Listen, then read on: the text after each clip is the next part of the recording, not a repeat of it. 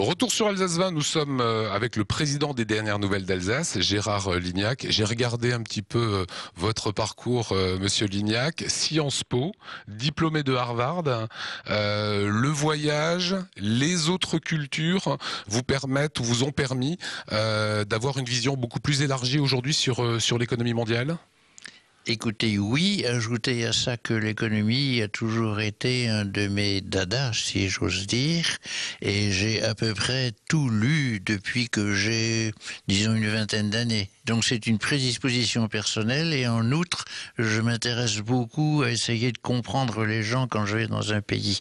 Et les deux se complètent. Alors j'ai tendance à dire que la mondialisation pour une juste concurrence, ce dernier ouvrage, est une sorte de manuel d'histoire de la mondialisation qui revient aussi bien sur les histoires des pays qui les ont conduits à ce qu'ils sont aujourd'hui.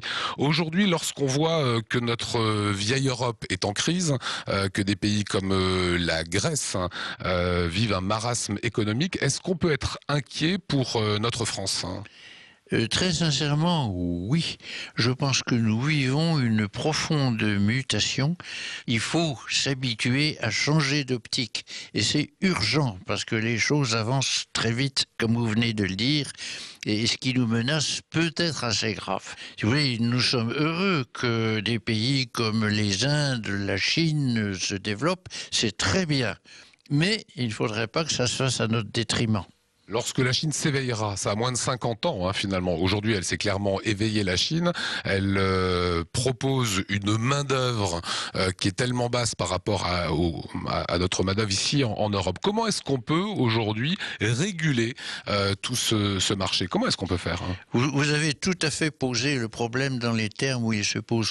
Tous ces pays émergents sont des pays à très forte population.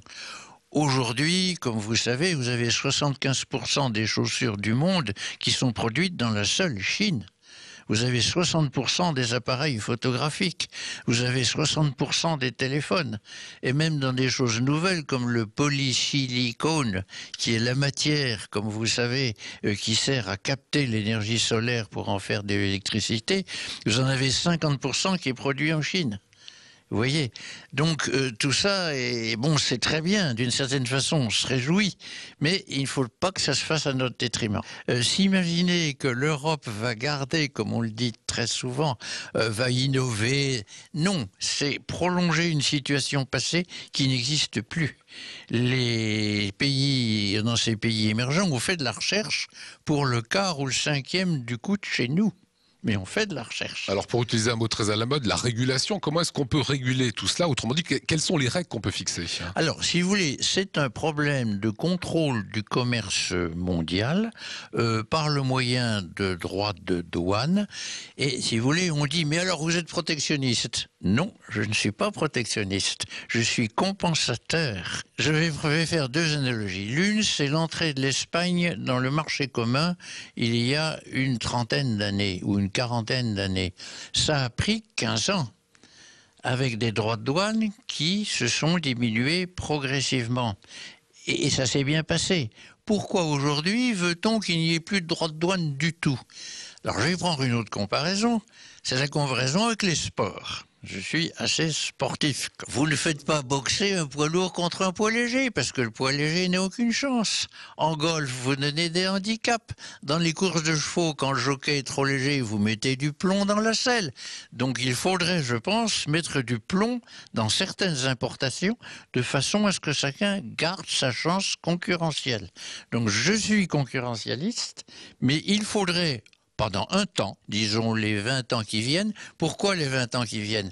Parce que petit à petit, dans ces pays, le niveau de vie va monter, et au fur et à mesure qu'il monte, l'avantage concurrentiel extraordinaire qu'ils ont aujourd'hui, puisque c'est de 1 à 10. Qu'est-ce que vous voulez faire contre une main-d'œuvre qui coûte le 10e de la nôtre? Pas grand-chose. Des droits de douane permettraient de lisser? De lisser tout cela, et petit à petit il diminuerait jusqu'au jour où il n'y en aurait plus du tout, le jour où ils auraient des niveaux de vie comparables aux nôtres. Si on ne fait pas ça, qu'est-ce qui va se passer? Dans 20 ans, nous risquons de ne plus avoir la moindre industrie.